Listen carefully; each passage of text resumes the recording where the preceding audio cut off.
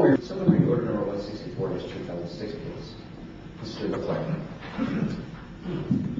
Order number 164-2006, providing for approval to submit application for a State of Maine Special Projects Matching Fund Grant for the Katahdin Cultural. Alice Moranis, taxpayer, known audit. Before the council approves on taking on any responsibility for this, I wonder if they might consider a couple of things. Last year, the council gave the Cultural Center $30,000. That's never been accounted to the public. May have been accounted to the council, I don't know. But the public has no idea where that money went to. The second thing is, we're talking handicapped accessibility to a building that isn't even habitable right now to regular people. Therefore, that project can't go anywhere, so how long do you have before you can spend this money? Okay. A third thing, Mr. Hollowell has been using the Cultural Center as a website for his own private business, which I think should be investigated. I think we're going to take a good look at that, investigate a little bit further where the money's going, the whole thing, something not to jump into, but is it money, our tax money, is it state? I don't believe this town or this council should be involved in the events of the Cultural Center. I personally believe that I need some more information. We gave Mr. Hollowell $30,000 from the town coffers, and the understanding that we were giving it to a not-for-profit corporation, and the fact we gave it to an LLC. And to this date, I don't think there's been an IRS filing to change that. I need an accounting of the town's $30,000 that was spent. I need the accounting of the total expenditure of $160,000 that was claimed in the Bangor Daily News that was spent on the building. I don't see where $160,000 went to that building. I need the accounting of the funds that collected for the Cultural Center, and they own the concerts and the trolley rides. I need to see responsibility before we tie our responsibility to that Cultural Center. We have responsibility to the citizens of this town, and we are tasked with not getting on with something I don't think is going to fly. This center has been the bone of contention. It's been a problem in my mind for months now. The center does not have a business plan that can feed itself much more than a couple of weeks. But I was told that was solved because they built more money into the original budget to keep themselves afloat for 2 years. But that still doesn't solve the fact that there's a business plan in place that will not keep it supported. Now, once we get this thing built and self-supports itself for 2 years because it has the funding built into it, then it falls on its can because it doesn't have money to support itself. It has the ability to hurt two businesses in the area. There is a coffee shop behind it, a coffee shop in front of it across the street, which are established businesses in town. It has the potential of hurting other businesses as well as creating a problem 2 years down the road where it can't physically support itself. Now, I don't see a business plan in front of me that says, "Wow, this is great. It's going to support itself. Movies going to pay for itself. Concessions are going to do well. This is a good thing." I don't see a benefit for this town. Otherwise, it's becoming a tax break eventually on the taxpayers in the market. Where they come back to us and say, "We built it. We can't keep afloat. We need some money." I've received communication from the employees of the company in Falmouth concerning Mr. Hollowell that this operation had occurred down there, and that those business operations had terminated in a way that discussion on this particular order. Mr. Chairman, spoken. Mr. Chairman, it's my understanding, well, actually, let me start from the beginning and say that we made a commitment to the Cultural Center a little over a year ago, and that commitment was solely to give them $30,000, which we did, without, as I recall, a specific collection of strings attached to that.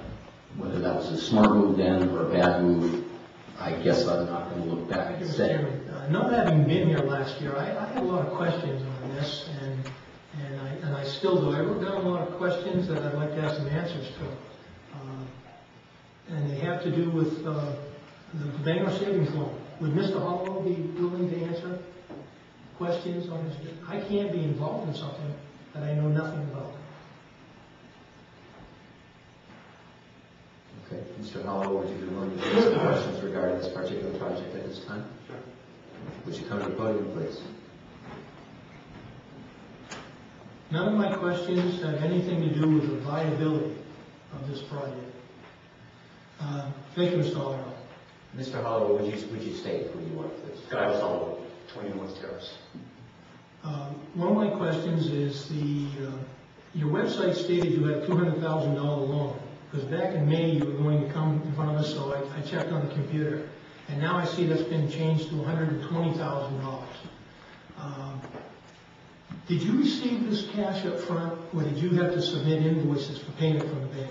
No, at the time, when I was talking about bank statements, we talked about a $200,000 note, and at the time when that plan that's on the website was written, that's what we were looking to go after. And in fact, given the appraised value of the building and everything else, $120,000 was all that we ended up borrowing from the bank. So the note in the bank statements is $120,000. Roughly $150,000 total? It's going into it. In the building? Yeah. How much of that were materials? How many new materials were installed in that building? No. So the town donated $30,000, and I have a big problem with this, in the way it was done. It showed very poor judgment to write a check to anyone for $30,000 and not request invoices to be paid. I can't find out what the $30,000 went to. They don't have any record of that $30,000. So now I know that it's been put into something, but there are like no materials. So the $30,000 has been spent on something, some sort of service. Yes, thank you. Mr. Hollowell, as you know, last year I supported you and I wanted to give you the $30,000. And I've stated more than once that I regret doing that now. Right now, it stands, you've got your hands in the taxpayer's pocket. You've got one hand in our pocket right now with $30,000. And what worries me is that with this, even though state grant is still our money, it's still taxpayer money, you're looking to put your hand in the other pocket. I support the effort. You want to go into business, you want to start this project, I have no problem with that.